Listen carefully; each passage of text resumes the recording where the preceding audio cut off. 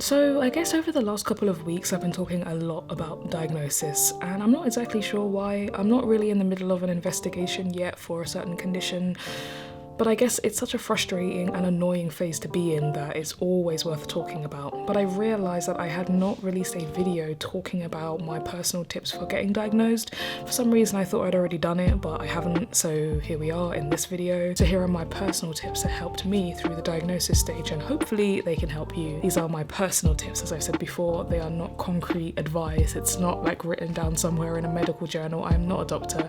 These are just things that I found to be helpful for me, and I would hope that they will be helpful to you. The first tip that I would give to anyone, which is quite a controversial one actually, is to do research, or as I like to call, do smart research, which is a really fancy way of wrapping up saying Google, or I mean, it doesn't have to be Google, it could be Bing or DuckDuckGo, I don't know. Research how you're feeling. Now, it's quite controversial because a lot of doctors do not like this. They actively encourage people to not Google their symptoms, because there are some people that will Google and then think they're dying the next day because they found the worst possible case. But I'm not saying to diagnose yourself through Google, I'm just saying to do smart research.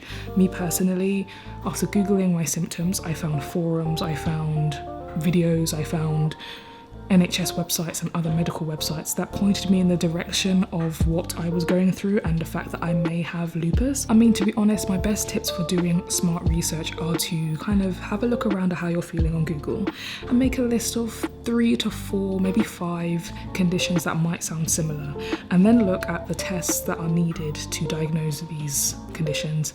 Bring that to your doctor and have an open conversation about how to move forward with what you're feeling. So one of the things I found the most useful, especially when going through the diagnosis process, is writing a pain diary or a symptom diary or whatever you want to call it. It's very, very simple. You could write it handwritten, you could put it on Microsoft Word. You don't need a fancy sort of system. I would literally make an Excel document and I would put the title, date, symptom and pain level. Every day I would write what I was going through. If it was a good day, then I would write it was a good day. If it was a bad day, I would say specifically what I was going through, whether it was joint pain, fatigue, whether it was that I had a cold that day.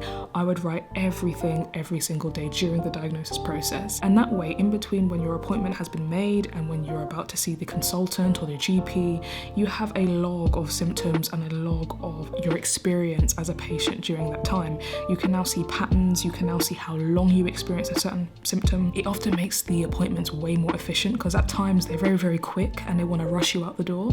So having that pain diary and walking through it can make your brain just process the whole experience a lot easier. At least that's what it did for me. So something else that I would suggest would be to bring someone to your appointments. Now that could be anyone that you trust. It could be your friend, your family, mum, dad. Bringing someone along can be really, really helpful, not only for support, but for sometimes listening out for extra information or asking important questions that may have slipped your mind during the appointment. Being a patient in the diagnosis stage is a very overwhelming experience, and there's going to be many things that you forget, or the doctor's going to be throwing a lot of medical jargon at you or just lots of information, and it can become overwhelming. So actually bringing someone else along who's not personally going through the diagnosis experience but has watched you go through it, to sit there and listen out and ask questions on your behalf as well, can be really helpful. Now this one in particular is optional, as are all the tips that I have in this video.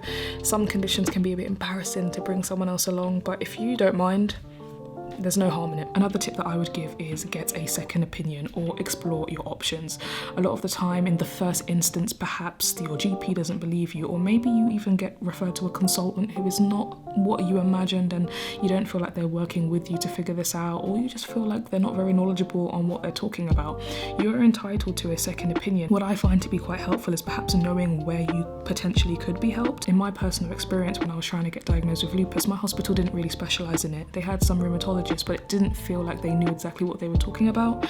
And then I ended up finding that there is a lupus ward in Guy's Hospital. Now, if I didn't research, I would never have known that, and therefore I particularly wanted to be referred to them because they were specialists in my field. It doesn't actually mean you're always going to get what you want, but I think it can help figure out which hospital might be more suited to what you think that you have, or to figure out like what's going on with you. And yes, the process of going through a second opinion can be frustrating because it sometimes feels like you're repeating the same thing again, but it's worth it if you don't feel like you can trust the first care providers that you had where the diagnosis process wasn't really going very well. I'd say the last one, which is equally as important as the others, but I guess less active in the diagnosis stage is to check in on yourself and look after yourself mentally.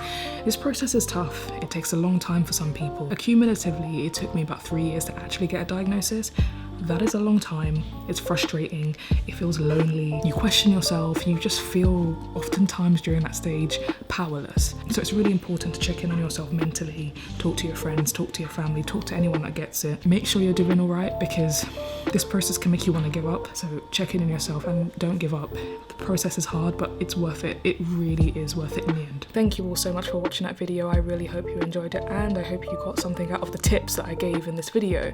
Now, if you have your own tips, you can leave them in the comments below. If you're watching this video on YouTube and you liked the video, make sure you hit the thumbs up button, subscribe to the channel, and turn on the notification bells so you can be made aware of whenever I upload a video. Thanks so much for watching, and I will see you in the next one.